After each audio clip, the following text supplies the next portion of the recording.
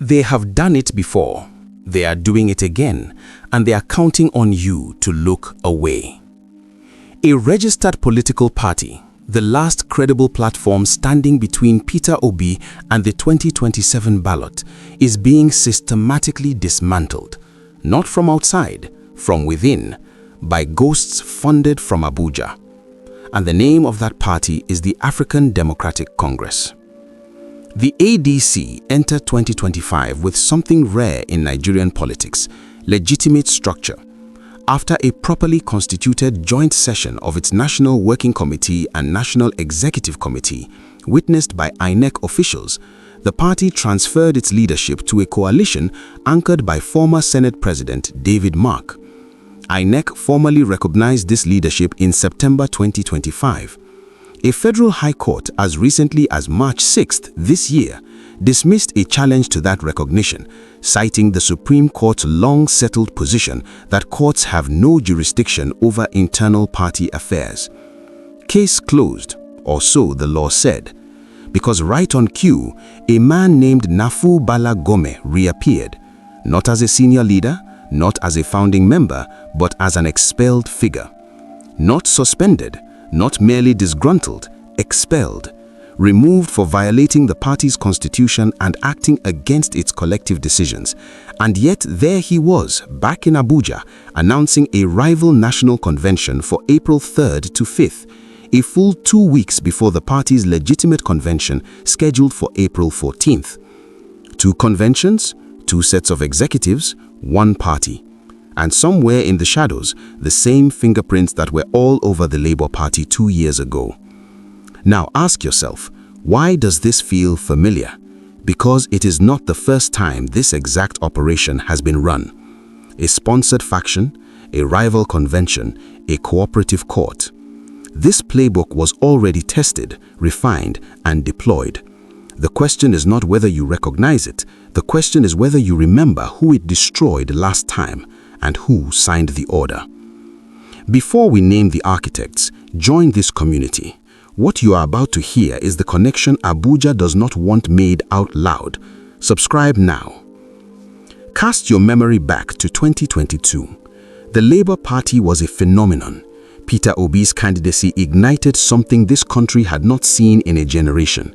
Young Nigerians who had never registered to vote were queuing hours in the Lagos heat just for the chance to put their mark beside his name. Obi did not just win votes, he won the conversation at bus stops, in markets, in churches, on every street that smelled like a Nigeria that had been lied to one time too many.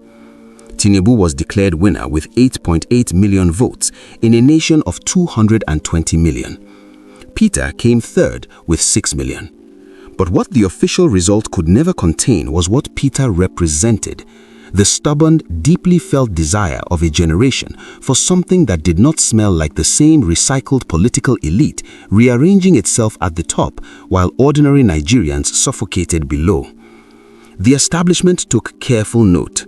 What followed was the surgical dismantling of the Labour Party from within.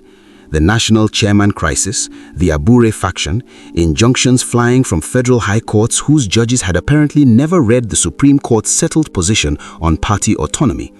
Suddenly, the party that had electrified a nation was drowning in press statements and rival executives. The fly that refuses to hear follows the corpse into the grave, and the Labour Party did not hear. So, Peter turned his eyes to the ADC, and right on cue, the ADC started burning. Sources indicate that forces aligned with the APC have filed 5 separate court processes seeking not merely to challenge ADC's leadership, but to wipe the party off the electoral map entirely through deregistration. Think carefully about that audacity.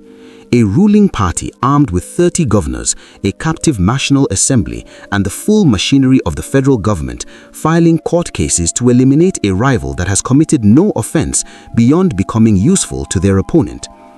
This is where the judiciary enters the story in the most uncomfortable way.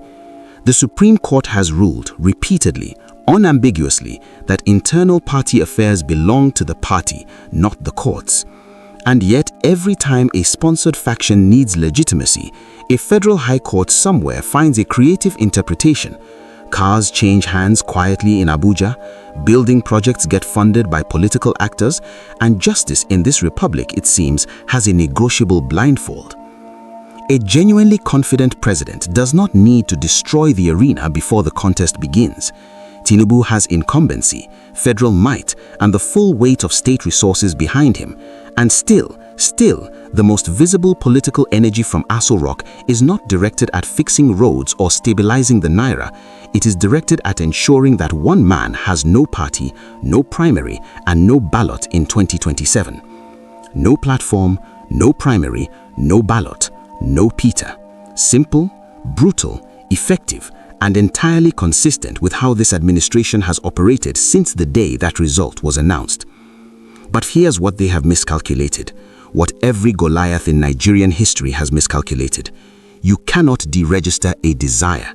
You cannot file a court injunction against hunger, against fury, against the memory of what was stolen. The ADC may burn, another platform will rise, because the movement does not live in a party name. It lives in the people, and those people are still here, still watching, and still counting.